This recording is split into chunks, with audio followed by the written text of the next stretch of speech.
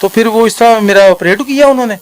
तो जब निकाले अंदर से जो मेरे स्क्रू निकले और जो फिक्सेटर के साथ वो चूड़ी वाले जो पेच इतने देर लंबे कसे हुए थे वो ऊपर से निकल थे, अंदर से जंग था, वो अभी भी मेरे पास पड़े हुए, अभी भी मेरे पास पड़े हुए। फिर मैंने कहा चले ये डॉक्टरों का कसूर तो नहीं है, जिन्होंने सप्लाई दी उनको उनका कसूर है, जिन्होंने, अब डॉक्टर ने नहीं पता ये ऊपर पॉलिश है इसके अंदर क्या है। अस्सलाम वालेकुम नाज़रीन, मैं हूं आपकी होस्ट फराह इकबाल। नाज़रीन, आज मैं आपके साथ जो स्टोरी शेयर करने जा रही हूं वो बहुत ही ज़्यादा इंटरेस्टिंग है कि अंकल जो है वो इंटरनेशनल प्लेयर हॉकी खेलते रहे हैं, काफ़ी लॉन्ग टाइम इन्होंने हॉकी खेली। उसके बाद एक इंसिडेंट हुआ जिसकी वजह से जो इनकी टांग है वो डैमेज हो गई।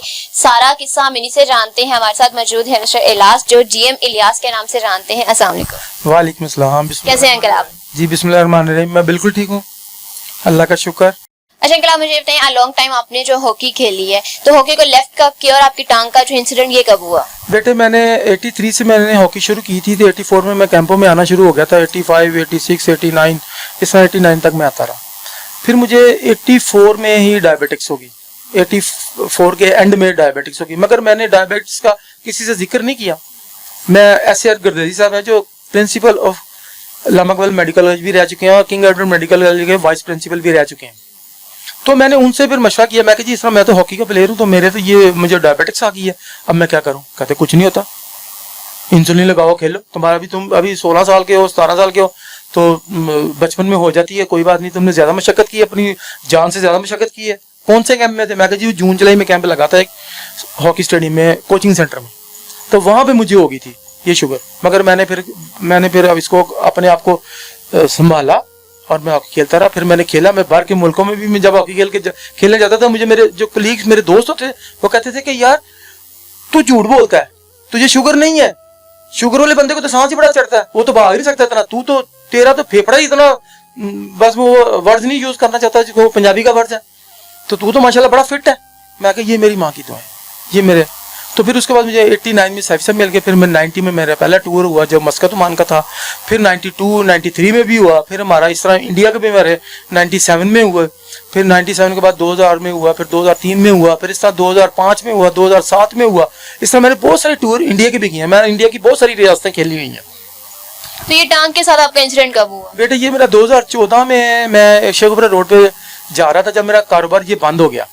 मुझे वहाँ कौन सा कारोबार करते थे? बेटे मैं शॉपिंग बैग का काम करता था, मेरी पीछे मशीनें लगी हुई हैं, वो मैं चलाता था। तो जब बेटे मेरा ये एक्सीडेंट हुआ तो मैं बेहोश हो गया था। वो दो लड़के, एक्सीडेंट आपका किस तरह से हुआ? बेटे वो दो लड़के व्हीलिंग करते हुए आए मोटर बाइक पे, वो मेरे सामने से आए, मैं इस तरफ अपनी साइड पे जा रहा था। जब उनका व्हील नीचे लगा वो मेरी तरफ आ गए। उनका जब व्हील नीचे लगा ना, टेढ़ा था उनका व्हील, वो जब उनका व्हील मेरी तरफ आया वो उन्होंने हिट किया यहाँ पे, यहाँ से इसके काफी सारे पीसीज हो गए। मुझे वो दुकानदार जो साइड पे बैठे थे सड़क पे, उन्होंने उठा के मेरी गाड़ी सारी बिल्कुल जैसे हम कहते हैं ना पंजाबी में दूरी होगी, तो वो फिर मुझे उन्होंने उठाया। फिर मुझे जब पानी मेरे मुंह पे उन्होंने छिड़का तो कहते आप कहाँ पे जा रहे हो? मैं कहा जी मैं कहाँ पे हूँ? कहा आप शेखपुरा रोड पे हो। तो मैंने कहते आप जल्दी से अपने दोस्त का नंबर बताओ। मैंने कहा हाँ यहाँ पे एक जट है उसको बुला लो। वो गाड़ी लेके आ गया, उन्होंने मुझे उठाया, बाकी दोस्तों को फोन कर दिया, गुरकी हॉस्पिटल लगे। गुरकी हॉस्पिटल में रात को फोन किया, उस दिन दूसरा रोजा था जिस दिन मेरा एक्सीडेंट हुआ।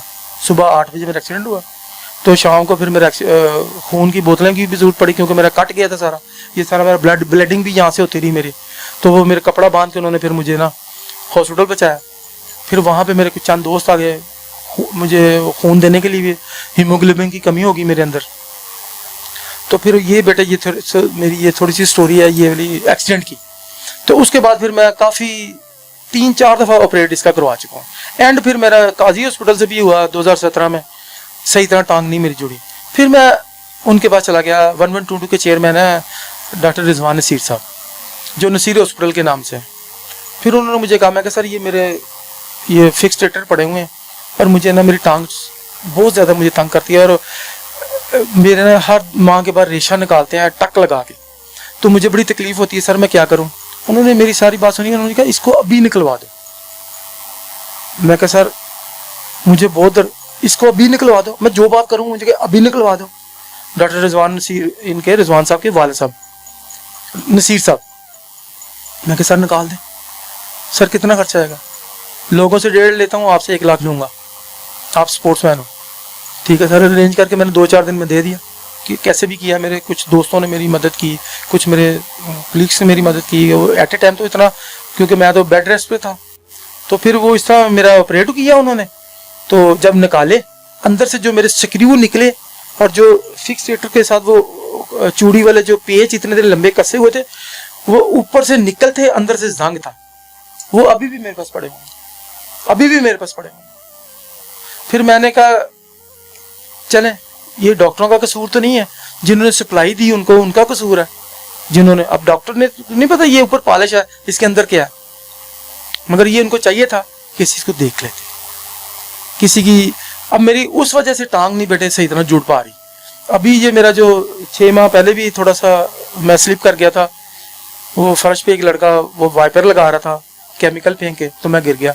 अभी मैं 6 माह बाद फिर 1 माह हुआ उठा हूँ मैं, 1.5 माह, अभी फिर मैं तकरीबन रेस्ट पे ही हूँ। तो क्या आपकी इस टांग पे वजन नहीं पड़ता? वजन बेटे पड़ता है, मगर ये टांग बांध के पड़ता है। बगैर टांग खोले मैं बेटे 1 कदम भी नहीं चल सकता, मैं यहाँ तक भी नहीं, कैमरे तक भी नहीं जा सकता। मतलब आपने इसको टाई अप किया हुआ है, इस वजह से इस पे वजन आ रहा है। यहाँ से भी टूटी हुई है, यहाँ से भी 6 स्क्रू, इसके 6 स्क्रू हैं यहाँ पे, और उनमें से 4 टूटे हुए, अभी भी टूटे हुए हैं, मगर मैं हिम्मत से काम कर रहा हूँ, मैं अल्लाह का शुक्र अदा करता हूँ। अच्छा, आप हॉकी प्लेयर रह चुके हैं और हॉकी हमारी जो है वो नेशनल जो है स्पोर्ट भी है, तो जो लोग हैं उनको क्या कहना चाहेंगे जो हमारे यंगस्टर हैं?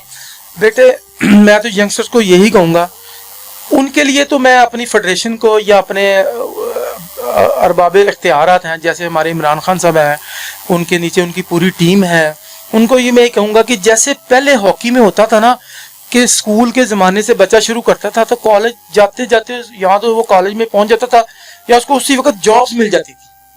अब बेटे जो कोई खेलेगा उसको जॉब नहीं मिलेगी तो वो तो डिसअपॉइंटेड हो जाएगा।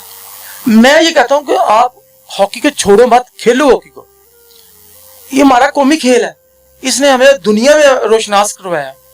तो मेरे बेटे मैं कहता हूँ कि आप साथ साथ तालीम पे भी रखो अपना था।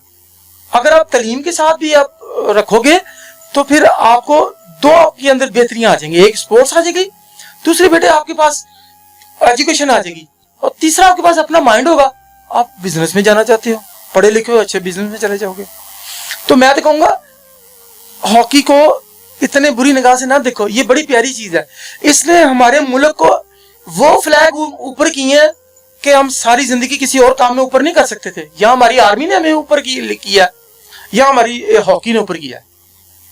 और सारे पैसे बेटे मुझे पता है कि क्रिकेट में ही है, हॉकी में इतना फंड्स नहीं है, मगर आप शुक्र अल्हम्दुलिल्लाह कुछ बेहतर होता जा रहा है। मैं हुकूमत से यही कहूंगा कि आप इसके लिए जॉब्स को खोल दो, बच्चों के लिए खोल दो। हमने तो अपनी जिंदगी जैसे गुजारनी थी गुजार दी, और पता नहीं अब किस वक्त बुलावा अल्लाह का आ जाए।